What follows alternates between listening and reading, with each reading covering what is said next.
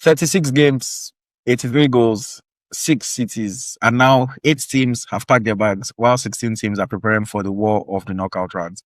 AFCON 2025 has brought us a lot of excitement, a lot of joy, interesting calls, interesting, beautiful goals. We've also had some crazy moments with handballs here and there, and just silly decision making, goalkeepers making saves outside the box. But we are getting into the knockout rounds, and it's serious business. This is prime time football. This is when I don't care how good you are, you have to be at your best on every given day, or you're packing your bags and you're going home. In this video, we're going to briefly review the group stage and talk about some of our fine moments that we enjoyed from the group stage. And then we'll predict the knockout rounds and say how we think the teams are going to fare along now that we know the routes and the path to the final. And of course, we'll say who we think would lift the trophy at the end of the day. As always, my name is AyoT. This is EaglesTracker, the home of Nigerian football. And for this one, I have a special guest, a friend of mine doing great things with the Nigeria Football Weekly podcast. Olu, welcome to the channel. Thanks for having me, AyoT. Always a pleasure. And of course, Happy New Year. And like you said, just to echo, it's crunch time, business time. So let's get it. Happy New Year. Thank you for joining me once again. It's always a pleasure to have you. So Olu, let's get into it. Let's look at the group stage very quickly. We'll take it group by group before we get into the knockout round. So in Group A, we had Morocco finishing top of the group with 7 points. We had Mali, finishing with only 3 points. There was also Comoros and Zambia. Zambia finished bottom of that group. What did you make of Group A in general? And Morocco, the host nation, how do you think they fared? It's a funny one, bro. Like, I feel like in every tournament, Group A is always an interesting one because that's where the host usually plays. Yeah. And you tend to see underperformance from teams in that group just because things don't really follow logic. Obviously, the Moroccans were definitely the standout side in this group. And I think they proved their mettle over the course of 3 games. We have to also admit that they're dealing with the pressure that's probably not been seen in a long time for an African nation hosting a tournament. This is their first time hosting in 50 years. And the whole world expects Morocco to win because of their World Cup performances. Yes. But those of us well-versed in AFCON, we know that AFCON does not follow logic sometimes. But I must say that it's been good to see this tournament be the tournament of the big boys. And, you have the facilities and good pitches which has equalized, the level playing field. So all those things like bad pitches or bad drainage that could, or the heats that could have made smaller teams feel like they could compete with the big boys has been reduced. I think the Moroccans have been pretty solid, especially Brahim Diaz. I think he now has 12 goals in 18 games for Morocco. Fantastic. And he's really taking the mantelpiece and saying, look, I've come to represent Morocco and I'm going to show you why I decided to be here and be a superstar. You kind of already read my mind because I was going to ask you about Brahim Diaz and what you think of his performance so far. In that third game, he even got to the point where he was starting to do a little bit of showboating. And I just like, oh, this boy is enjoying himself. And I love it because that's the African flair. That's the dynamism that you see when you watch AFCON versus when you watch European football, where it's very robotic and there's no, individuality. There's no expression from the players. Very, very brilliant to watch. This group, I think we have to say the group went as we would have expected. Morocco won the group. Mali finished second. Maybe you would have thought Mali would be able to get more points on the board, but they still finished as runners-up in the group. And then Comoros, I'll give credit to Comoros. On paper, maybe some people would have thought that Zambia would do better than Comoros, but Comoros, they held their own. And yeah, like you mentioned, so far, the big boys are showing their might, and things are going quite well. Let's just move on very quickly to Group B. Group B, this was the group that had Egypt top the group with 7 points. We had South Africa with 6 points. We had Angola finish third, very heartbreaking at the end for Angola, and then Zimbabwe fourth with 1 point. Let us talk about South Africa. Lau Foster scoring goals, but still not convincing the South Africans. And then we had Oswena Police, who's also delivering for them. What did you think of South Africa in this group stage? They pretty much delivered what I expected, to be honest. I think this AFCON shows you that a team that's set up well will always do well to an extent, but they need superstars to push them over the line. Despite what happened with the Egyptians, they still top the group because they have the talisman of Salah and Mamouche. I think South Africa lost to Egypt, and despite their complaints, they can't really complain too much because they played against 10 men for a whole half and could not score. But I love the fact that South Africa showed very good mettle to dispatch Zimbabwe and Angola. When you look at the Angola game, that could have easily ended 1-1.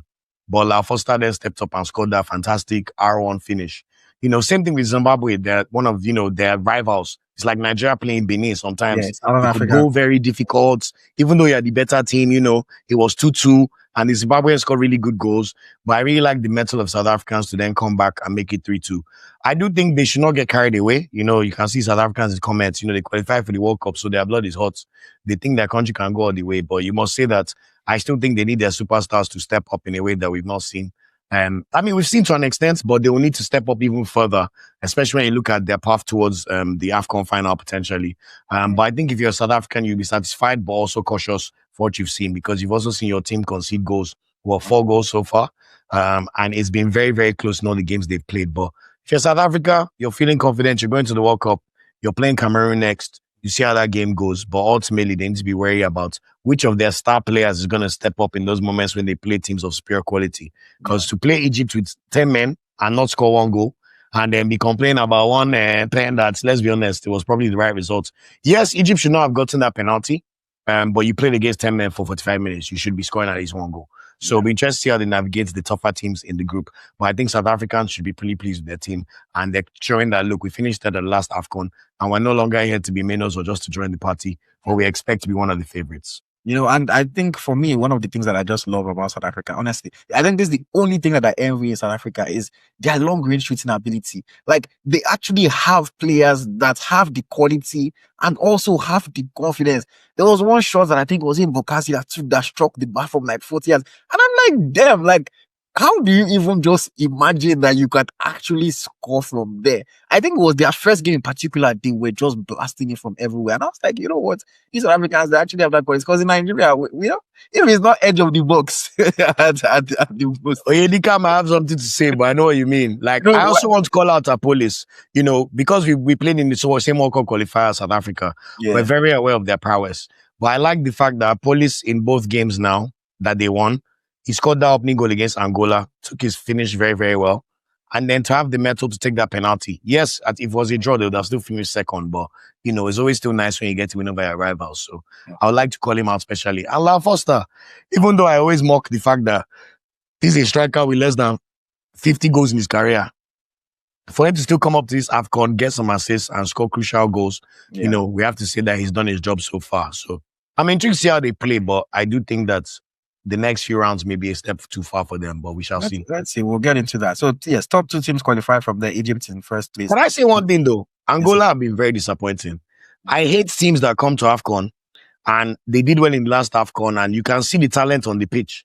But then to end up with just 2 points, when you have the likes of Freddie, yes, you say you hit the bar here, or you missed a chance at the end, but to not score as many goals as Tanzania, and to try to then sneak it to round 16 with 2 points, they're one of the first to arrive and were doing their dancing. I think it leaves a bit of a taste. And if you're an Angolan fan, you have every right to probably tackle these players, because honestly, it is right. No, they were definitely very disappointed, especially against Zimbabwe and Egypt. The Zimbabwe game, you would expect Angola to be able to get the better of Zimbabwe, and then the Egypt game, they played against an Egyptian side. I think they rotated all 11 players in their starting 11. And you would have thought that Angola would be able to get something out of it, but they couldn't even score. But that's a lot of time. Let's move forward very quickly to Group C. Group C, of course, was Nigeria's group. Maybe one of the tougher groups in the entire group stage. We had, of course, Nigeria finishing flawless. 9 points, 2 wins out of 3, 8 goals scored, looking very good. We also had Tunisia. Tunisia gave us a little bit of a scare, but we're able to survive that one. Helped by the ref. Helped by the ref, but yeah. And then Tanzania finished in 3rd place and, just snuck into the knockout round. And then, of course, we had Uganda finishing bottom of the group, but scoring in every single game of the tournament. So you have to give some credit to Uganda for that. But let me ask you, Nigeria's performance in this group stage, how did you see it, and what are your thoughts on the entire group? Brother, wow. To be honest with you, I think those of us who watch Super Eagles, we don't underrate. We also do watch Super Eagles closely, not just in tournaments. We don't underrate our Super Eagles. A team does not medal 16 times out of 20 AFCONs without having pedigree and taking AFCON seriously. And you must say that a lot of people judged us harshly based on losing on penalties to Congo, and still forgetting that we're probably one of the more talented squads at AFCON. Apart from even the Moroccans and Senegalese. Even the Moroccans are debates because our attacking line, I feel we're far stronger than them. But I love the fact that Eric Shell has really got the boys firing from an attacking perspective. Last AFCON, we relied on our defense. We did not concede after the first game right until Mokwena's penalty in the semi-final. But now to score 8 goals in 3 games, I think it's the most we've scored in an AFCON group stage so far. And to also see our second string firing. First game, we had 2 assists from Iwobi. Second game, 2 assists from Lukman. Third game, 2 assists from Chukwueze. It shows that from a creativity perspective, some of our fears prior to AFCON, especially with the profligacy our team showed, because we're creating chances, we could already see signs of Eric Shell finding patterns of play with the team. But, to see that clinical edge, especially with Osimhen only scoring 1 goal, I think it really bodes well because we've always been complaining about the team feeling very Osimhen heavy. But if he's only scored 1 goal out of 8 goals scored, you have to say that gives you a lot of confidence. We've not scored any penalties. We've scored from set pieces. We've scored from great attacking play. And you must say that even bully ball, we should even have more if that Ugandan goalkeeper did not lose his mind. So I think so far, very flawless performance of Super Eagles. Our defense is a worry for sure. We've conceded in every game. And I think even conceding against Uganda, Awaziem is such a champion at ball watching. If it's one-on-one defending, it's fantastic, but those ball watching behavior is something that we want to cut out. But we know he will not start. But I think if you're Nigeria, you need to shore up your defense because are we going to be sure that we're going to take our chances against all of the big boys? I feel more confident we will, but we don't want a scenario where we're having squeaky bum time like we saw against Tunisia. We're 3-0 up until 75th minute, and yet we're still complaining. Uganda, same thing, 3-0 up, 75th minute, we concede. So that's just something that we would love to see ironed out. But I think the boys can go with confidence, and I especially love the fact that it's not been too long ago that we finished a group with 9 points. So we'll be wary about the effects of our confidence and thinking that we can just go into the round of 16 and just batter whoever is third place team. Yes, you have to admit that it's much easier, it's much better to be playing in Mozambique than in Tunisia. Because that last time, even though Tunisia finished in one of the third places, pedigree is pedigree. Yeah. AFCON pedigree is AFCON pedigree. But I think Nigeria just remain humble, keep playing well. There's a mission to make Nigerians happy because we're not going to the World Cup. But I must say right now, I'm feeling very good about our prospects. But let's take it one game at a time. No, fantastic. Very well said. I don't have too much to add. We scored goals. Every single goal we scored had an assist. So it's not just individual moments. It's team players, the teamwork, actually people putting strings of passes together and, good attacking play. And like you mentioned, we need to fix just our drop in focus, our drop in concentration, and actually be able to see out results better because, again, in knockout rounds, you hope to be able to take your chances, but if you don't, and if you lose focus, if you allow teams to get in behind you and score goals, it can be the end of the story. You had to remind us that in 2021 we had the three victories in the group stage, and I mean I'll blame COVID for that defeat, in the round of 16. But again, we know that we cannot be overconfident. We cannot feel like we've done the job. And again, like I said at the start of this video, this is serious time. Anything we did in the group stage is nice, but doesn't matter anymore. If you come and you don't play your best game, somebody scores you 1-0, you're out, man. So it's not how you start, it's how you finish. It's how you finish. But I believe that the players know what is at stake, and they are ready to give us a quality game, in knockout rounds. I'm looking forward to it. I don't want to look, man, maybe he's an AFCON, AFCON player that is just ready to do that. Because again, we haven't been able to see Osimhen firing at a level that we expect or we want him to. But Lookman has said, you know what? Yes, I know Osimhen is the star boy, he's the poster boy, he's the one that gets all the grace and everything. But even me, I'm here, and I love to see it. And that's why I was especially happy just before the tournament when Lookman started picking up form for his club. Because I knew that if he comes to the AFCON with joy and with happiness, and he's going to be able to deliver for Nigeria. And we are seeing it so far, long may it continue. I also think we have to admit that it's good that we now track our records better. Lookman already has 5 AFCON goals. If he scores 2 more, he ties JJ Okocha in second. You know how crazy it is that he could put, and let's be honest, it's feasible he could score 2 more. Yes. And he's only his second AFCON. So when you look at the performances of someone just taking a tournament seriously and making up for lost times, prior to AFCON, he had not scored a goal for Nigeria this year, And he just said the final week, come on. I mean, I said this year, like it's not January 1st, but point taken. Yeah. But it's really good to just see that efficiency from the team. And I like the fact that Osimhen has at least scored 1 goal. So that monkey is off his back. Whatever happens, you still know that he will be decisive at certain moments in this tournament. Yeah. So long may it continue. And I like the fact that our bench, whether it's Fisayo or if it's a Chukwueze that may not start, or even Onyedika, we're not sure if he will start. We've seen goals from all over the pitch, So that gives me a lot of confidence going forward. All right.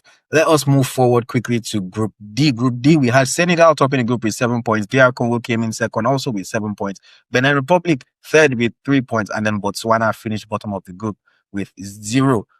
In this one, we had Benin Republic getting their first ever AFCON win, a 1-0 victory at Botswana.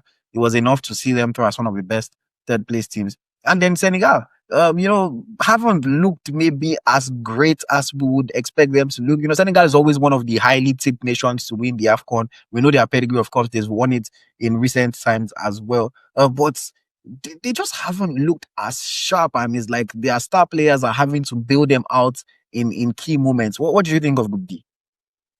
This is another perfect example of too much is expected, too much is given, much is expected. Because even though we say that they've not looked as sharp, they beat Botswana 3-0, they beat Benin 3-0, Koulibaly got a red card.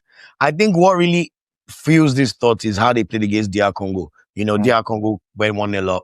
Senegal had scored an equalizer through Sadio Mane. And you'd have expected them to really show their mettle against DR Congo in that game. But I think so far, the Senegalese will not panic. They get to play Sudan, and I think Koulibaly is suspended. So if there's a match you want to play without Koulibaly, no offense, Sudan, but it's Sudan. So I still think when you also look at their path to the final, they get to play the winner of Mali, Tunisia, which I think is one of the weaker round of 16 ties we have in the tournament so far. So even their path to semi-final looks quite. We'll get into that. You never know. But the point is, I think Senegal, they may want better, but when they still look at things objectively, they've scored 7 goals. They've conceded 1. Yeah. Yes, and they still know there's more to come. Nicholas Jackson has been scoring goals. Mane has scored a goal. Iliman Ndiaye has been playing well despite not scoring. And even in Brian Mbaye, the 17-year-old, has gotten an assist. So I think for Senegal, no time to panic. Just relax, keep going, and let's see how it goes. Especially with, you have to say DR Congo have probably been the national team in Africa alongside South Africa that over the past 4 years have really stepped up their game compared to where we thought they were before. And I must say that the Congolese, look, there's a world where we'll miss them soon, but I must say they're looking very impressive. And Senegal were a whisker away from ending up finishing second. But I think that's been a good group where you see 2 giants prove their mettle and go band for band, So no real surprises in Group D, but Senegal and DR Congo will be feeling pretty confident going into the knockout stages for sure. Yeah, for sure. And I've been really impressed with DR Congo, to be honest. I think they're qualifying from the World Cup playoffs, is giving them a little bit of ginger. It feels liberating, right? It feels like it's liberated them. And they've come into these tournaments playing with confidence, winning against Benin and really playing well and holding Senegal to a draw, and then going and dismantling Botswana pretty comfortably. I'm really looking forward to seeing what they can do. I mean, like you said, we don't want them to do that well, but I like that they get to play Algeria. We'll get into it, but you must say that you can bring in a 34-year-old Kakuta and he still scores 2 goals, gets an assist. Something is ginger over there for sure. It must be said. Okay, let's go to Group E. Group E, we had Algeria winning that group with 9 points. Another perfect team alongside Nigeria in this group stage. Burkina Faso finished second with 6, Sudan third with 3 points, and then Equatorial Guinea finished bottom of the group with no points. In this one again, we have Riyad Mahrez almost looking like it's 2019 again, scoring 3 goals in the group stage. Top scorer, joint top scorer of the tournament so far. They scored 7 goals in the group stage. Equatorial Guinea did not quite deliver.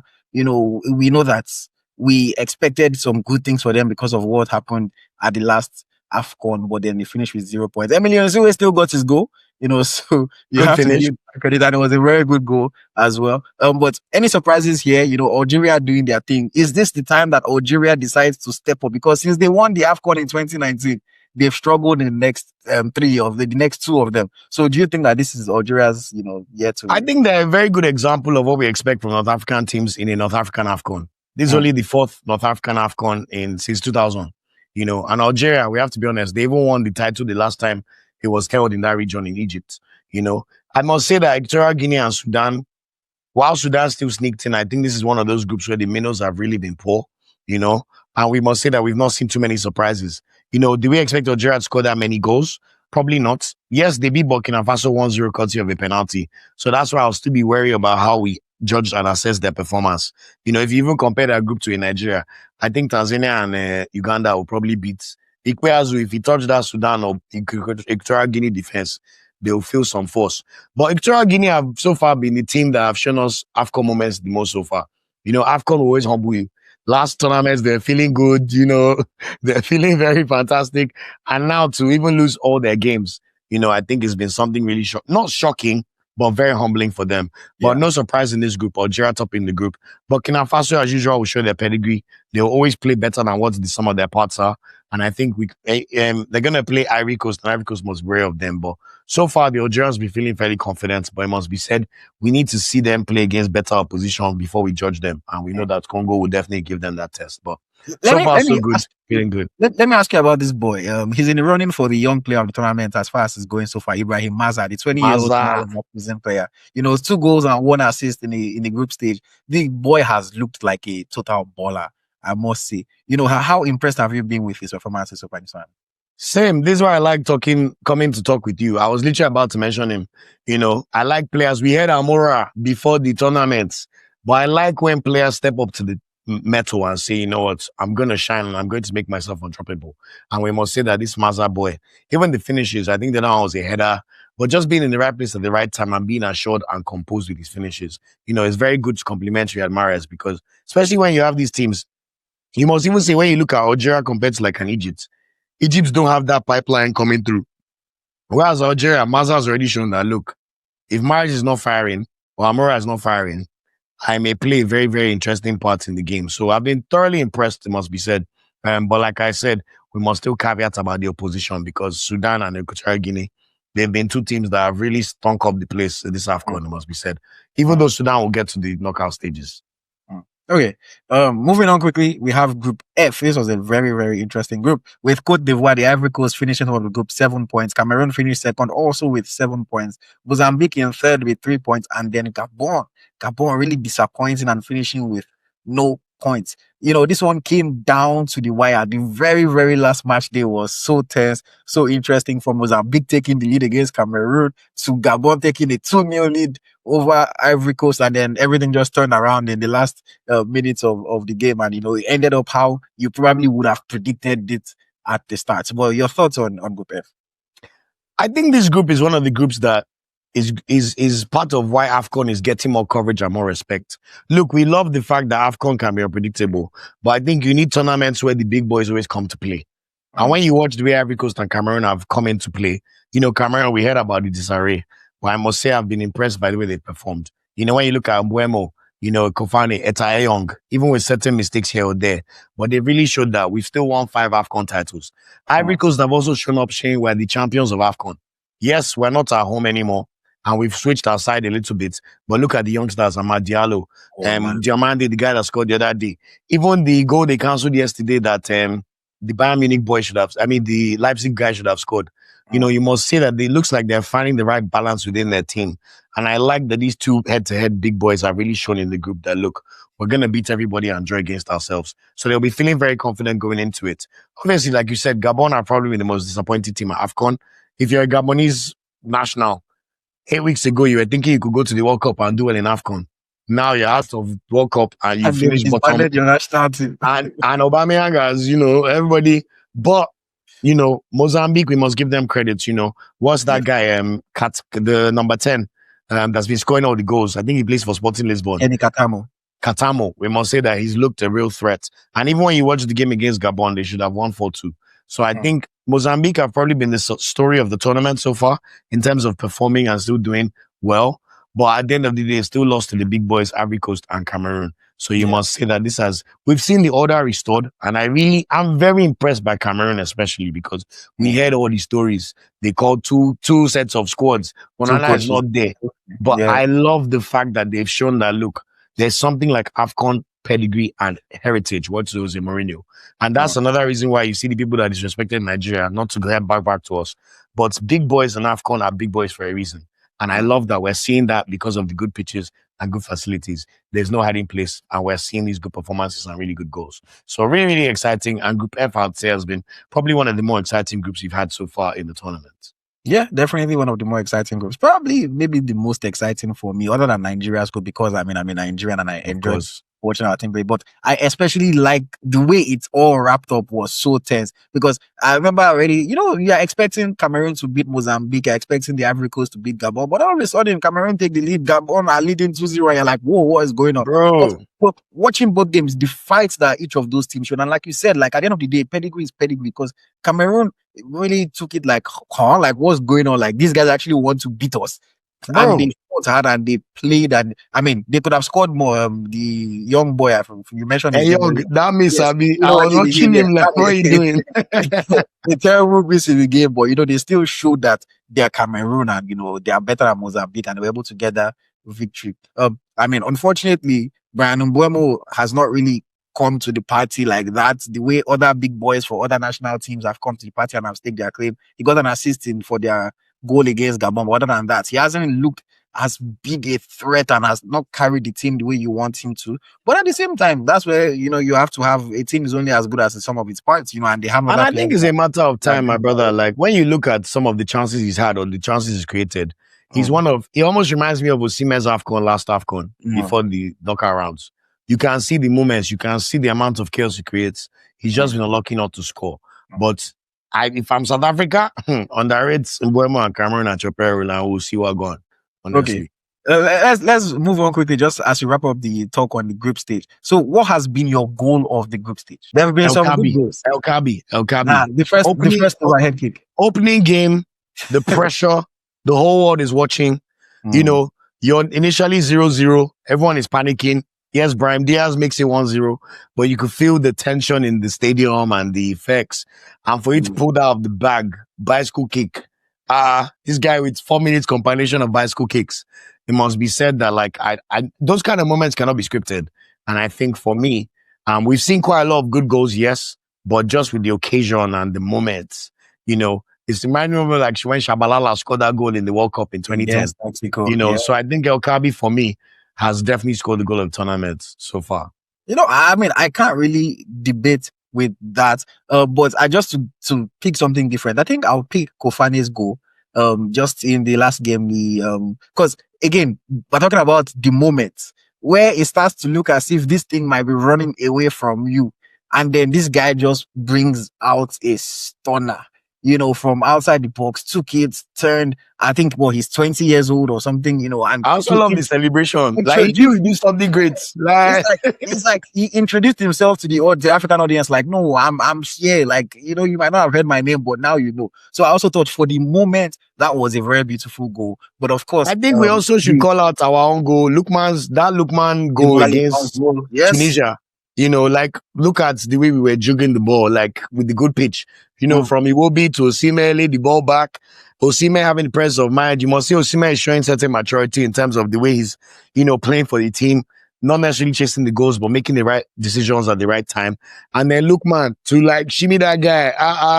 Come on, like there have been beautiful goals. Even Amad Diallo's goal was Amad Diallo. Thank you. That's another good one as well. Masiwise, the Zimbabwean guy, the goal that he scored against South Africa. Yes.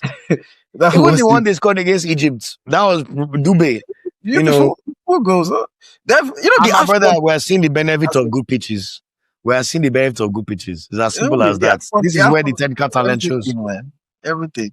Okay. What would you say has been the craziest moment? Because we've had some moments.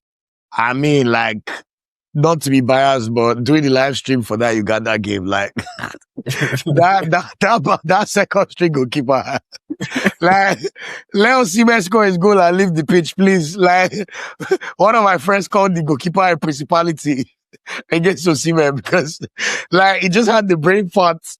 And like I don't know what made you. As much as we enjoy these banter moments in AFCON, I don't like when we have too many like because it starts to look a little mini moments. Yeah, like so I must say that one for me, like what was the brother thinking? Like you saw the way Onyango tried the best to stay on the pitch. It's as if he was already preempting that this second goalkeeper, we know that he has some kind of, issues in his way he performs. And for him to just like drag the ball.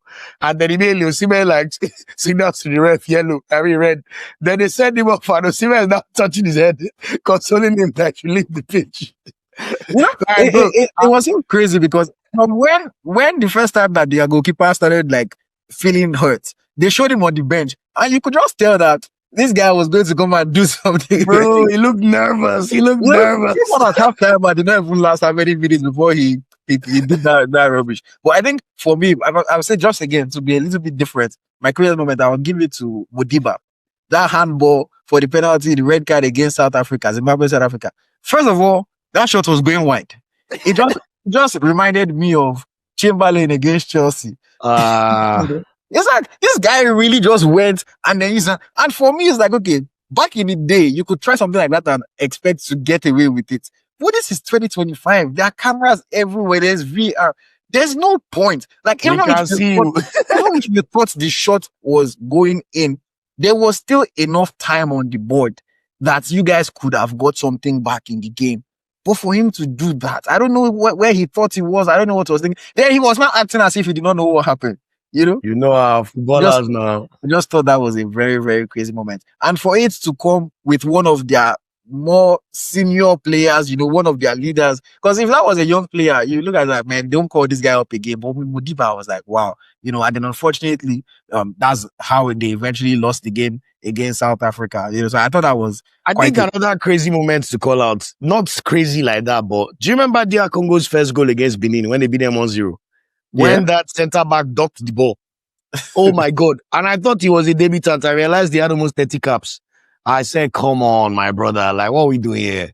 So that was the moment where I was like, please, like, come on, bro. You're embarrassing like centre backs worldwide. Like, stop this kind of rubbish, please. That was very, very annoying. You gotta love the AFCON, man. We get a little bit of everything and so much more in between. But yes, shout out to everyone that has contributed to the entertainment so far. Top scorers in the tournament after the group stage. We have Mahrez, Brahim Diaz, and Ayub El-Kabi with 3 goals. Ademola Lookman, Onyedika on 2. I think some other players are on 2 as well. But the 3 top guys, Mahrez, Diaz, and El-Kabi. Top assists, we have Alex Iwobi, we have Ademola Lookman, we have Hannibal Medri with 2 assists each. Okay. That's that for the group stage. Let us move on very quickly to the brackets. We're in the knockout round. We're in the serious phase of play. Once again, I feel like Nigeria has had the more difficult half of the bracket, which seems to always be the pattern, but we'll navigate it regardless. Let's take it game by game and then we'll, get closer and closer to the final. I'll go according to the dates that these games are going to be played. So we have Mali versus Tunisia, the first round of 16 time. Mali versus Tunisia. Of course, Tunisia in Nigeria's group. Mali slightly disappointing, but still finishing second in their group. How do you see this one going? It's a tricky one because Mali and Tunisia have played each other so many times in the past few years. I think they've met 6 times in the past 3 or 4 years. I remember Tunisia scoring and Mali scored an own goal to let Tunisia go to the last World Cup at 2022. That guy was making his debut. I think in the last AFCON, they play each other. Mali and Tunisia, they must be so tired of playing each other, but it must be said that they're probably both happy that they're going to play each other because both of them have not really set the tournament alight. Yeah. Tunisia lose the Uganda game to fraud all of us and make us think that they're ready for business. While Mali, you must be said, if you draw against Morocco, I'm sorry, you should be beating Zambia or Comoros. Like what we do here. It's one of those games that you really don't know how it goes because I would have given the edge to Mali based on the fact that I've still seen Sinayoko and Talisman score. But we've seen Tunisia get these dodgy penalties so far in the AFCON. And you must say that they're playing in North Africa. So they will probably have a lot more support than the Malians. So this is one of those games where, although my heart was thinking Mali should be able to pull it out the bag, but if they've not been able to score against Zambia or Comoros, that is very telling. And I think something will probably get to Tunisia because when you look at Hannibal Medri and his assists, you must say that he has the opportunity to probably unlock 1 or 2 opportunities for these nations. And they may get lucky again with some kind of interesting decision. Let's just put it that way. So I think the Tunisians will probably edge it slightly, but this is the kind of game that if it goes all the way to penalties, it will not surprise me at all. I think both of these teams would be looking for this game to kickstart the AFCON. Yes, Tunisia have 1 win, but I do think that both of them will be looking to use this match to really make their fans feel more confident and comfortable about what they've seen so far. And like I said, it's not how you start, it's how you finish. We know how Ivory Coast and Senegal won the last 2 AFCONs. So let's see. The last time we saw a team win all their group games and win AFCON well was Algeria. So Nigeria, we tap into that Algeria blessing. But I think for Mali and Tunisia right now, I'll give the edge slightly to the Tunisians just because of the North African advantage and potential ability of them to have more fans in the stadium. Yeah. Just to talk about what you said, they faced each other in the last three AFCONs, at least that I'm sure, in the group stage. And I think they've drawn all the three matches that they faced each Can you other. imagine? So it's definitely very tense in this one. Mali haven't really impressed so far in the tournament. Three draws in the group stage. It's not the best. Tunisia did well, in their first game, did well against Nigeria in the last 15 minutes of the game. And then in their third match, maybe you can excuse them a little bit for not having the best of games. But yes, like you mentioned, when you bring in the North African factor, when you bring in the fact that Mali haven't seemed to be able to kick into full gear, you would expect Tunisia to edge this one. I honestly am a bit tempted to say that Mali might be able to get a result because Mali, at the end of the day, they still have quality, even though they've not played well so Absolutely. far. And if the Tunisians play the way they've been playing, allowing the opposition to, conceding possession to the opposition, I think that if Mali, they just wake up on that day, they might be able to score goals if you give them, 55, 60% of the possession. So And it's going also, to bro, they played well be, against. Also, bro, they played well against Morocco. They they drew did. against they drew against the host. So I think this is as 50-50 as a tie could be, in all honesty. Yeah. So let's see how it goes. But Yeah. I just think the Tunisians, if I was to put a bet on, I would probably edge it to the Tunisian side. Tunisia. Okay, so I think we both agree on that one. Tunisia taking the W over Mali, however it happens. Okay, the second round of 16 tie, we have Senegal against her, and I think this one is pretty straightforward. Shout out to Sudanese, shout out to Apia and everything Mr. that Apia. with the squad, but I think we have to say that if Sudan are somehow able to defeat Senegal, it would be an AFCON miracle. Like no other. This one should be straightforward. The only thing that we can use to give Sudan any hope is we've seen in the last AFCON in North Africa when Benin beat Egypt on penalties, and I think South Africa beat Morocco after qualifying as one of the third place teams. We know that a shock is going to happen in one of these round of 16 games. You hope it's not your country, but I think Senegal just have too much. Like I watched Sudan against Algeria, and no disrespect, they were awful. Yeah. So I think Senegal with their pedigree, and they usually play well when it's serious business. And we know the last AFCON, Senegal went out in the round of 16 to Ivory Coast on penalties. So they'll be smarting to right those wrongs, especially ahead of the World Cup. So I really think we could see a drubbing here, to be honest, my bro. Like in fact, I was predicting 3-0, 4-0, to be honest. Yeah, I think this one is straightforward for Senegal. Okay, moving on to the next game, we have on the other side of the brackets, we have South Africa versus Cameroon. This one is going to be a very intense clash. Of course, we know South Africa, they're a good team. We know Cameroon, they're a good team, pedigree, albeit all their drama and all their problems, they've shown themselves to be quite good at the AFCON so far. Who are you tipping for this one? I think this is the first real blockbuster. Like, yes, we said Mali, Tunisia is 50-50, but these are two teams playing well. We've seen them win games. We've seen that attackers come to the party. As we just spoke about Kofane's goal, Etayong has also been on the score sheet. And Mbeumo has played relatively well, but is yet to score. But then South Africans, you say Apolis and La Foster have been doing the needful, despite their poor defense. So I think this is a game that's going to be machine for machine. South Africans will be feeling pretty good after finishing third. But if I'm being honest, I think AFCON heritage is going to come to the fore here. I think the Cameroonians have been severely underrated like they've done to our own country. And I really think that when I watch the way Cameroon play, just even heritage, I expect them to just have enough for the South Africans. This could go to penalties, they could go to extra time. But if I was to predict right now, I'll say a 2-1 victory for the Cameroonians, especially because South Africa have shown that they will always concede goals. Very, very interesting picture. And honestly, I'm split on this one. Like I'm tempted to agree with you and say Cameroon, but I have a sneaky likeness for South Africa. Just me too, my bro. Me too, my bro. If they win, I won't be mad. Their football. I'll differ on this one, and I would say I'll pick South Africa to advance. Cameroon. I just think that South Africa might have a little bit too much for them. South Africa, like you said, shaky sometimes, can concede a goal out of nothing. But I also think that they can score a goal from nowhere. They can have my bro. a moment of individual brilliance, from like Foster of Police or one of the other players. And you must say they are playing with a bit, the fear factor has left them. They're no longer playing with the handbrake on. Like, it's like them finishing third in AFCON. Hugo Bruce taking them to the World Cup. There's a little liberation that we're seeing in the way they play. And they almost feel like they have nothing to lose. So, bro, to be honest, I would not be surprised if they get it done. But I'm just thinking Cameroon, the way I'm seeing them move, and the fact that they can score these spectacular goals in ways, let's see how it goes. But I wouldn't be surprised either way. Morocco versus Tanzania, host nation against Tanzania. What do you think? Look, the Moroccans are dealing with pressure we have not seen before.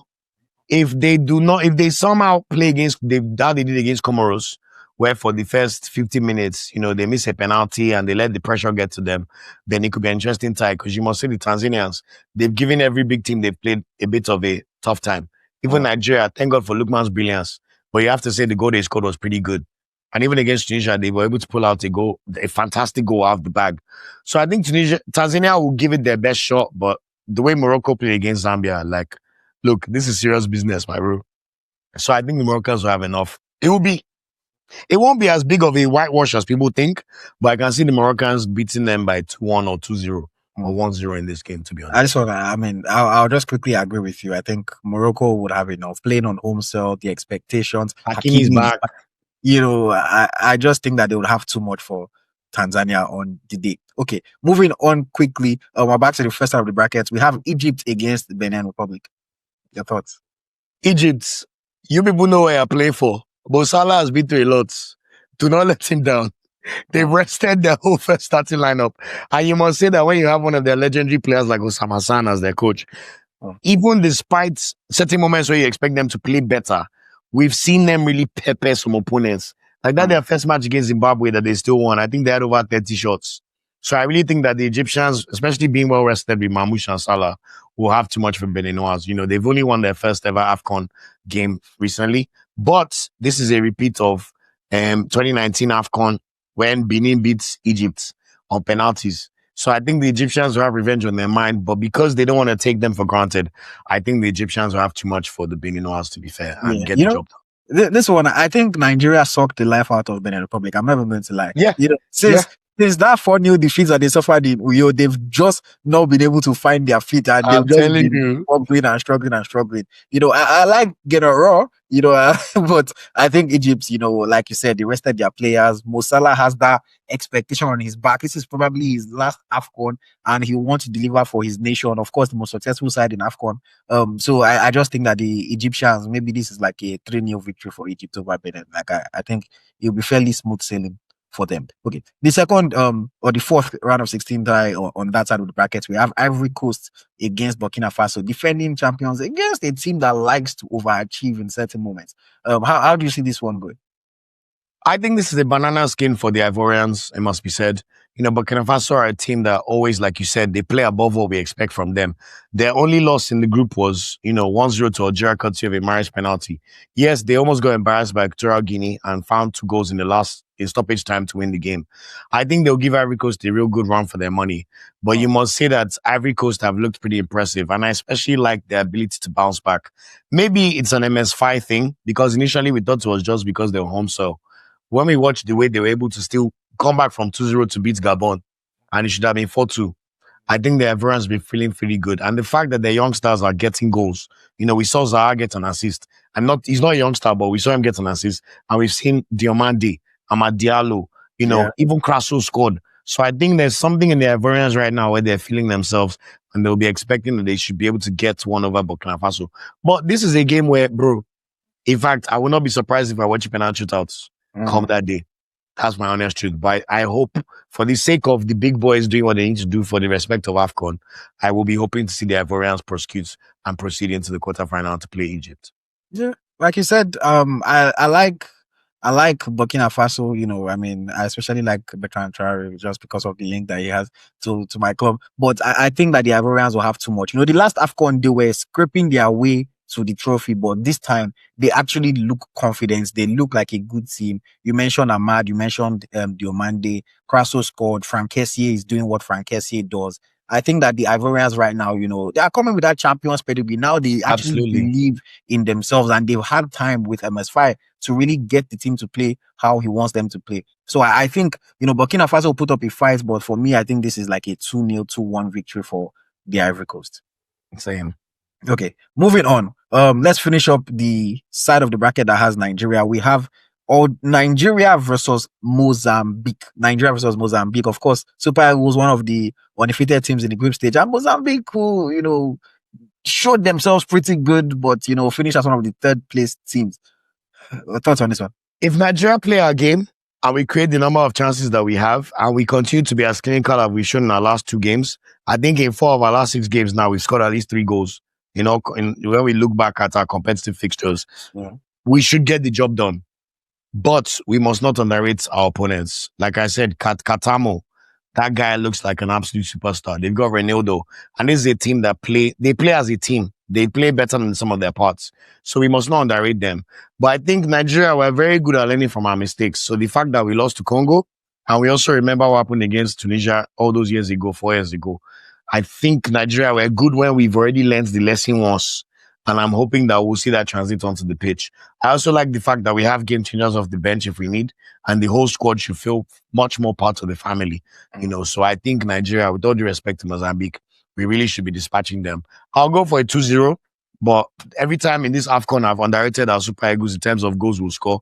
They've ended up surprising me by scoring more. So let me just be confident and say, no, we'll concede. We know Nigeria will concede, but let me go for 4-1. Forward.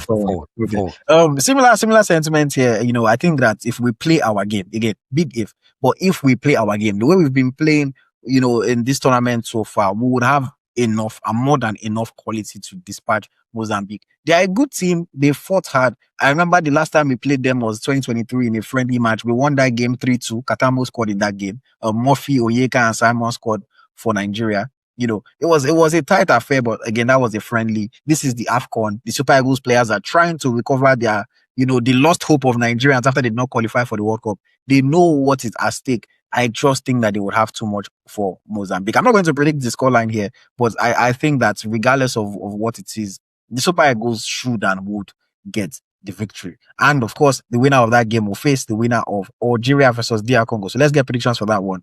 Algeria. Also, I'm going to face Super Eagles. No, don't me. I beg. Yeah. Well, Algeria, another team that finished with 9 points against DR Congo, who Nigerian fans are very well aware of now if they were not before. This one is going to be a nail biter. This one is going to be a game that can swing either way, in my opinion. Algeria, of course, have a lot of quality. Riyad Mahrez is playing well. We mentioned Maza. They are scoring goals. But DR Congo, they have this rejuvenation. And again, their key players are doing well for them. You know, people like Bongonda are delivering. People like Bakambu are scoring for them. I think it's going to be a very, very nail-biting one. You know, the reason why I'm going to go with Algeria is because we're playing in North Africa. And I think that when they carry their momentum from the group stage, plus the fact that they are going to have a stadium that is probably going to be like a home game for them, I think that it should be able to carry them over the line against DR Congo. But I do not expect it to be easy at all. What do you think? Just to echo your sentiments, we feel very similarly about this game. I think this is probably the most evenly matched tie of the round. You know, even though you can say South Africa and Cameroon have both been very good, but DR Congo literally finished second by virtue of goal difference. Algeria have 9 points. I don't even think Algeria have conceded, but correct me if they have. Maybe one. I don't know.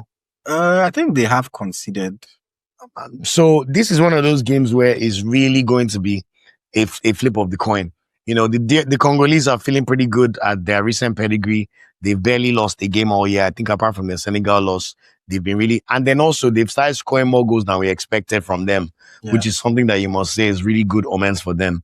Yes, some of the opponents have not necessarily been the best. Botswana, I think, are comfortably the worst side AFCON. But Algeria, like you said, home-ish advantage. The stadium will be full of Algerians. We know that they won the last AFCON played in North African soil in Egypt. Mahrez is firing. Maza is firing. The defense is playing well. And they really have something to make up for their countrymen because since they won that last AFCON, the last 2 AFCONs they went to, we know they went on the group stage. So I think the Algerians may have too much, but this is one of those games that is too close to call. And I honestly think we'll probably see penalty shootouts. But I would say as a Nigerian, let's prosecute Mozambique. Bring me any of these teams. We have a storyline for either. Algeria, Mahrez free kick. I will never forget that heartbreak in the summer in my London apartments.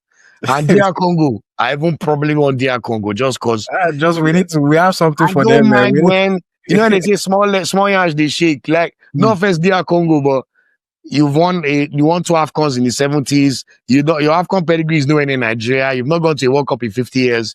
Like, yes, you're playing well, but I like when AFCON heritage humbles people. You do not get 16 medals out of 24 and if you're not the Giants. So anyone can win. My heart wants DR Congo to win on penalties, but my head is telling me that the Algerians will just have a bit too much and Okay. probably just sneak it on penalties in this game. Okay, very well said. Very well said. I mean, with this we've picked most of the big teams because I mean, so far the big teams have been delivering, so we have to give credit to them. Let's now predict the quarterfinal matchup. So we took Tunisia ahead of Mali, and we took Senegal ahead of Sudan. So Tunisia versus Senegal. How do you see that one going? Who comes out? Senegal. Let's not talk too much. Senegal. Like Senegal are licking their lips. They can't believe they're reached the semi-final. Like they could even rest some of their big boys and they will beat Tunisia. Like I think Tunisia are even lucky to even get as far as quarterfinal. Yes, because of AFCON and we know how tournaments go, we could see Tunisia try and defend and get it to penalties. But you must say that when you look at how Nigeria puts the Tunisian defense to the sword, the Senegalese are probably the only attack I would say are probably on our level, maybe slightly below, because when you have two African footballers of the year, I don't think we can be comparing ourselves to other people. Look, don't let all this World Cup missing cloud our judgments, but I cannot see a world where Senegal will struggle against Tunisia. So very routine victory, 2-0, Senegal in the semi-finals. Very quickly, I would agree with you. I also think Senegal will get the better of Tunisia, So let's move on to the next one. On the other side of the brackets, we have South Africa or Cameroon, because you chose Cameroon, I chose South Africa, going up against the host nation, Morocco, in the quarterfinals. Who wins this one? This is when AFCON becomes AFCON, because honestly, I could see either South Africa or Cameroon pulling off an upset. I think I will be interested to see how the Moroccans deal with the pressure of playing at home, in a knockout stage. Tanzania are not going to give them the threat of really feeling that pressure. But if a Cameroon come to your pitch with Mbeumo, Kofane, Etayong, Baleba, it could just be one of them squeaky bomb games. And then let's not even talk about South Africa, who have knocked out Morocco in 2 of the last 3 AFCONs. Remember the last AFCON, Mokoena and Co. plus 2019. In fact, the part of me, because like you said, I have a soft spot for South Africa.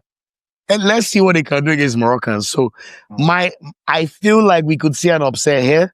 But on the other hand, the way the Moroccans are looking, maybe their home support may just push them over the edge. But let's keep it spicy. I would not be surprised if we see the South Africans or the Cameroonians. You chose Cameroon, so I think if Cameroon play Morocco, Cameroon will pull up an upset and win on penalties, especially because they have the same desire to make up to their fans for what happened for missing the World Cup. So I'm going with Cameroon to pull up an upset here. I'm going to go very quickly with Morocco. I think it's not time for Moroccan fans to be sad yet. I see them defeating South Africa. I picked South Africa to defeat Cameroon. So I think, they've lost against South Africa in the past, like you mentioned. But I think playing on home soil, rejuvenated team, having this, weight of expectations on their back, I think they're going to step up. I think that they will play with technicality against South Africa. And South Africa, they're a team that likes to play football as well. I just think that maybe with some of the more experienced Moroccan players versus, South Africa that are bringing in some of their youth and inexperienced players, it might be too much. Plus, I'll factor in the refereeing will sway. Good point. The Moroccans will come with all their lasers that they will point in the eyes of all the South African players. So I think that those little factors, I'm not expecting it to be like a huge victory, but I think that the Moroccans will be able to edge South Africa just that little bit and go into the semifinals. Okay, on the other side of the bracket again, we have Egypt going up against Ivory Coast. We both chose Ivory Coast. So Egypt, Ivory Coast in the quarterfinals. What do you think? It's so funny how this is shaping up like my AFCON predictions before the tournament. So it's good to see that a lot of the predictions, at least the big boys, are doing their thing. I'll be honest with you, bro. Watching Ivory Coast, I think if they make it to play Egypt are going to go out. Like, I've seen the Egyptians show a bit too much shakiness in terms of their performances you drew against Angola. South Africa, you're lucky to beat them. You won because of a dodgy penalty that should never have been a penalty. You needed a last-minute goal from Salah to beat Zimbabwe. The way Ivory Coast are moving and they're champions. Yes, Egypt have AFCON heritage. They have 7. But I really believe that if Ivory Coast touch Egypt, it could be on penalties, it could be on extra time, but I give the edge to Ivory Coast slightly, even though it could go either way, but I give Ivory Coast the slight edge. I agree with you for all the points that you mentioned. Egypt, for me, just haven't looked convincing enough. And the Ivorians have looked like a good team. When I've watched them play, I've been pretty impressed with what I've seen from them. I also think that, again, not expecting it to be like a big victory, but I think that the Ivorians could claim this one maybe like a 2-1 or a 2-0, and Egypt, while they have won those 7 titles, like, let's be honest, in all the recent AFCON, nobody has ever looked at Egypt and said, oh, this team is going to go all the way. And unfortunately, we know that Mohamed Salah is not enough to be able to take them over the line. They'll put up a good fight, but I think that the Ivorians would defeat And Egypt. even when they've made it to finals, we have to say that, like the one they lost to Senegal, they were pretty lucky to beat Morocco to make it there. And I just feel like with the Ivory Coast firepower and that they're the current champions, there could just be something that will swing it the way of the Ivorians. But I would not be surprised if Salah somehow still saves them. But I think Ivory Coast will get the job done. Okay. And the final quarterfinal tie would be Algeria versus Nigeria. I mean, we're biased, of course. So Nigeria will get the job done. But objectively, when you watch the way Nigeria played on Eric Shell, we've not lost a competitive fixture in 90 minutes all year. Yes, against Gabon, we needed extra time. DR Congo, an Osimhen-less player. Osimhen-less team, and we already played 120 minutes 3 days before. Just looked like they ran out of legs. And we must say that even the tactical setup of our team already looks pretty different. Lookman in the hole looks fantastic. This 2-striker system with Akwa Adams able to occupy defenders and take away some of the stress from Osimhen. Our midfield looking like they can really do a job, whether it's Ndidi and Oyeka or Oyedika now. Basi and Ajayi in centre backs.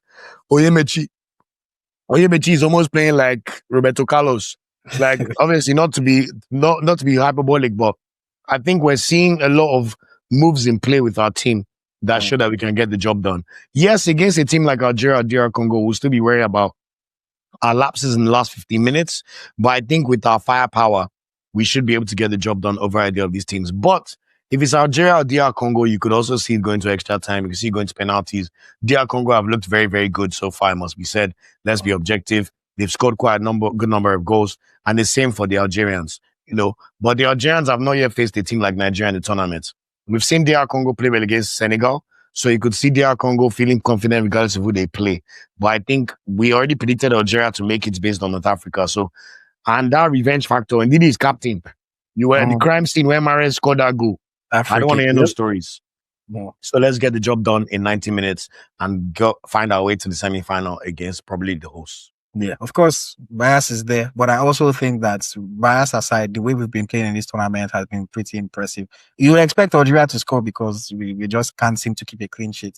But I think that ultimately our attack is going to have too much for their defense. And while I respect the attackers that they have as well, I think that we'll probably just be more suited to be able to handle them a little bit, and the North African factor will be there. They will have a lot of fans, but I think it will be a nail biter. But the Super Eagles should be able to get a result in this one. Hopefully, no silly free kicks, no silly set pieces, nothing crazy that allows us, no red card, because obviously any of those things can swing the game one way or the other.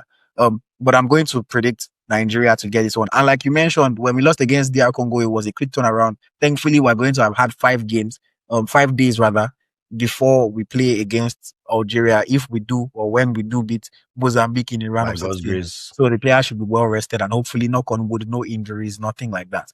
Okay, let's move on very quickly to our semi-finals. So we have Senegal going from the first bracket, and then we have Ivory Coast. So Senegal versus Ivory Coast, a huge clash in the semi-final. Who gets this one? Replay of the round of 16 from the last AFCON tournament. As much as the Ivorians have been doing well, we must say that when you look at the fact that Senegal have been to the final of 2 of the last 3 AFCONs, they're one of the teams that they really do not mess up when you have expectations of them. I think Senegal are on a mission to show the rest of the world that, look, all this Morocco chatter you're talking about, we're coming with a lot of heavy metal for the World Cup. And I just have a feeling that with the talents the Senegalese have and the pedigree, yes, Ivory Coast are the champions, but they're on home soil. And Senegal have a date with destiny with Ivory Coast for beating them on penalties after scoring a last-minute equalizer in the last AFCON. So I just expect the Senegalese to just have a bit too much. And I think this is where we'll see the influencers of the real star players and that quality coming in to just push them over the line. So I think Senegal will make the AFCON final for the 3rd time in 4 tournaments. I'm going to go different, and I'll pick Ivory Coast for this one. I think that Ivorians are going to be living the dream again, thinking about a back-to-back AFCON. I honestly do think so. I have to say this. I've really liked what I've seen from their team so far. I like the fact that all their players seem to be up for it and seem to be contributing quite well. I love the Senegalese. I know that the Senegalese probably have the best team when you just look at all the individual quality and as well as how they play. But something just tells me that when it's time to get over the line, they are not just going to be able to do it. And the Ivorians are going to be gingered. They are going to start to believe again. They are going to think that they can have this miracle happen to them all over again. They are coming with the champion pedigree. They are going to, I think it's going to be a tight affair, but I think that the slightest of decisions, one moment of magic, one person just stepping up when you don't really expect the person to step up, I'll take Ivory Coast over Senegal in this one. I know that it's very easy for me to be wrong, but I'm going to go with Ivory I Coast for think me. it's 50-50 IoT because Yeah. Ivory Coast, we've also seen their World Cup qualifying. They barely conceded. So you must say that that's good omens. And even in this tournament, apart from the Gabon game, they've not necessarily, there's moments where you can see, it's a 50-50, let's put it that way. So let's see. I wouldn't be surprised either way. All right. And then the other side, we have Morocco versus Nigeria. So, when I was speaking earlier, I said it's not time for Moroccan fans to feel the pain yet. I think this is where they will feel the pain. It will be very reminiscent of when our women defeated them at the WAFCON. Just that this one will be the semi-final, not the final. I think that Morocco versus Nigeria will be a huge clash. The Moroccans, with their quality, the home crowd, everything, going up against Nigeria. That Nigeria, because we are Nigeria, everybody always gets ginger to face us, and everybody wants to humble us and wants to beat us. And that our ops, like the ones that did not qualify, will be rooting against us and hoping that they can laugh at us. But I honestly do think that Nigeria, we see, based on what we've seen so far in this group stage, based on how we've been playing under Eric Shaw the last couple of months, I think that we would have enough to defeat Morocco. It's not going to be an easy game by any means. The Moroccans have a lot of quality. But I think, again, I put my faith, I put my hope in our core group of players, in the Alexi Wobis, in the Victor Osimhen, in the Ademola Lookmans. I think that Lookman, in a game like that, Lookman is going to step up and be counted. He's going to show face. He's going to show why he's a former African Player of the Year. It's good, so of course we'll have the last 3 African Player of the Years all on the pitch, Abi. I think it's going to be the narrowest of margins, the slightest of moments. So the Super Eagles will have to be very careful because, again, the refs and the crowd will be against them. But for me, this one, I'm going to say Nigeria will defeat Morocco. I will set up a rematch of the last AFCON because I've rated Ivory Coast. Wow, that's true. That's true. Set up a rematch of that's true. AFCON. I also think IoT Osimhen is due a vintage knockout stage AFCON performance when it comes to the real heavy hitters. Like you've said, to be honest, this is a game that Morocco could win on penalties. They could win in extra time. But you like to see our real shooters step up to the plate and just get us over the line. Today, I also watched the video of Del Piero's goal against Germany in 2006 World Cup. I love a good host killing in the semi-final. Then you can see all the fans in the crowd just losing their mind as they get dumped. So whether we like it or not, we have to say this is 50-50. But the way we are going, all I know is if Nigeria get to a semi-final, have the opportunity again to get to a final, knowing that they're not going to make the World Cup, I think those people will die on the line. I've also heard reports about the seriousness of the team, just the way they're trying to prosecute this AFCON and just making sure they come back from that trophy. And I think for Osimhen's legacy, he knows that, I'm missing 2 World Cups in my prime. The least I can do is at least just touch one AFCON. Let me hold that trophy. And I do agree with you that when it comes to band for band, fire for fire, that pressure also could be too much for the Moroccans because one thing we keep forgetting to say is Morocco don't do that well under pressure. We've seen the AFCON record time and time again, bro. It's well and good us saying they did well in the World Cup, but did anybody expect them to beat Spain? Did anybody expect them to beat Portugal? They could play with freedom. Can you imagine the shackles and the pressure if they are playing a semi-final in the same stadium they played in the whole tournament and they see Victor Osimhen have to go up against Naif Agüe? I would love to see it, my bro. I would love to see. In fact, that's kind of game. I won't be surprised if Aquada's pulls out with the winning goal. Somebody that I don't expect. So I'm with you on this one. And yes, there's bias, of course, but we have to still be objective and say that the way we're playing, we're looking like if we could just keep prosecuting games, it could be an Algeria 2019 AFCON yet again, but for the Super Eagles of Nigeria. Okay. So let's go to the final. Let's go to the final. So I said Ivory Coast versus Nigeria because I think that God and the world of football just has a way of balancing things out. And then the Ivorians will leave this dream again, and then they'll get to the final, and then the Super Eagles of Nigeria will walk their way and get to another final. And then when you are faced against the same opponent in different circumstances, would you be able to get the job done? For me, this is the one that honestly is hardest for me to predict a win for Nigeria. Ultimately, I'm going to say that Nigeria would win because I believe that we would. Before the tournament, I predicted that we get to the final again. So I'm going to be true to that. But I think that this is when the players of the Super Eagles will start to feel pressure that maybe they've not felt already. Especially if they indeed face Ivory Coast in the final.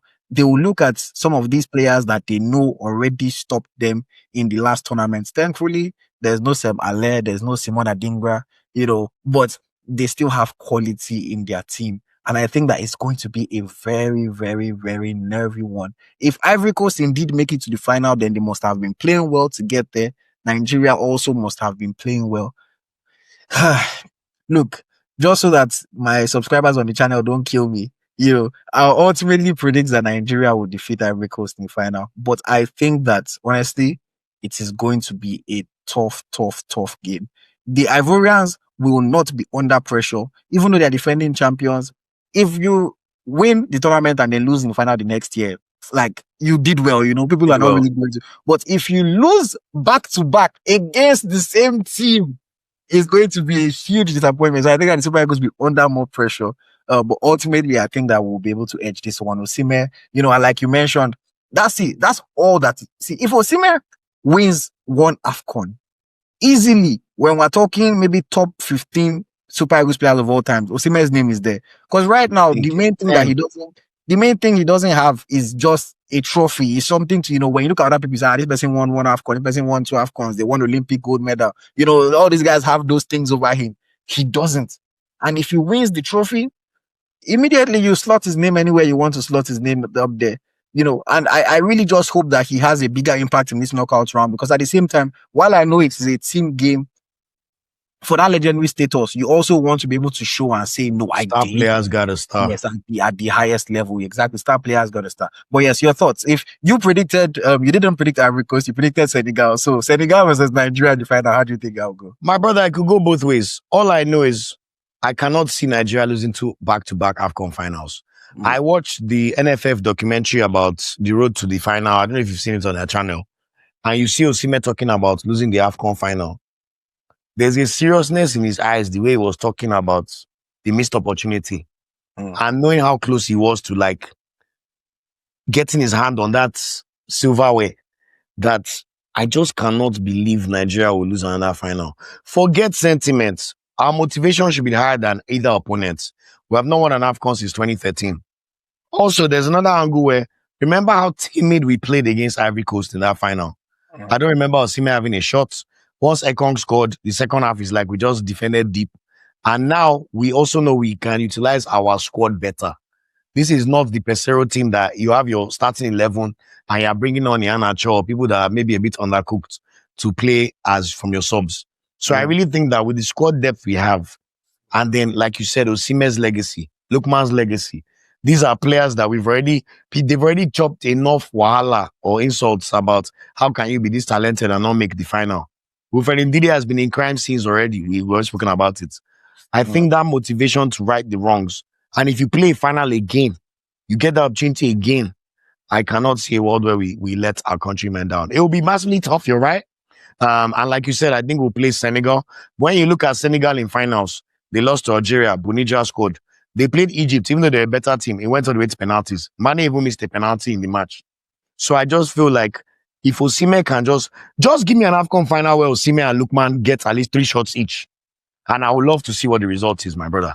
That's all. Because I know what Pesero showed us in that AFCON final in Ivory Coast. And I really, really think that by God's grace, we can prosecute these games and get to that final, Osimhen is living with something. So I think either way, that motivation of not going to the World Cup, you must behave like the Egyptians in 2006 and the Egyptians in 2010. They said, don't worry, go to the World Cup and represent us. We will hold our AFCON and we'll go and celebrate.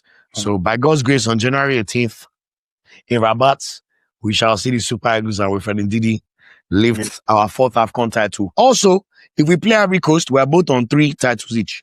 You cannot let Ivory Coast go above you. And you get the opportunity to tie Ghana, who have not won in 44 years, but keep claiming that they have pedigree over you. So that 4th title, hold it. And only Cameroon and Egypt can talk to you. So I have this sneaky feeling. And I'm just praying to God. This one that even Nike, they've given us drip. I'm going to spend my money on this one. Let's just get the job done. And I'm hoping that the boys can really make us proud.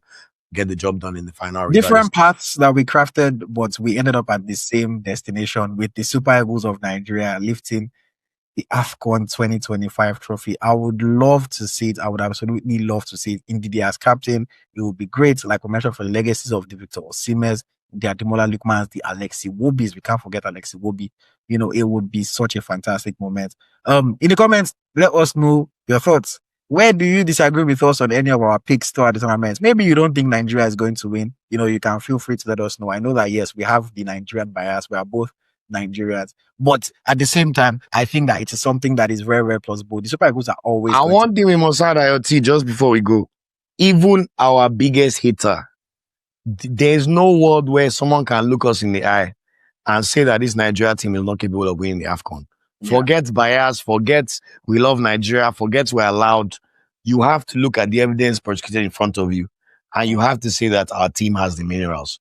And with star players doing what star players do, I would still rather have Osimhen and Lookman in my corner than any superstar in any other team right now. If Morocco superstar is a right back, Senegal, Mane is winning. Yes, India and Co will do. But Lookman and Osimhen, that 2-man step, I like our chances, brother. Let's get it. Amazing. Let's get it. Feel free to comment. Feel free to subscribe to the channel. Of course, subscribe to the channel as well, Nigeria Football Weekly. And I'm sure that we are both going to keep you updated on everything that continues to go on in this fantastic AFCON 2025 tournament. Boy, the wild of African football, and I hope you guys love it too. Boy, oh boy. Thank you for joining me. Thank you, Olu, for joining me. Thank you so much for having me. Always a pleasure. Like I said, Happy New Year. Keep doing all the great things you do. Without you in the ecosystem, people like us, we always want to do our thing, but we're all working towards the same goal of pushing our football and pushing our national team in the way they deserve. And honestly, you deserve your flowers every time. So keep up the awesome work, my brother, and keep flourishing. Amazing. Love it, guys. Thank you very much. Bye-bye. See you in the next video.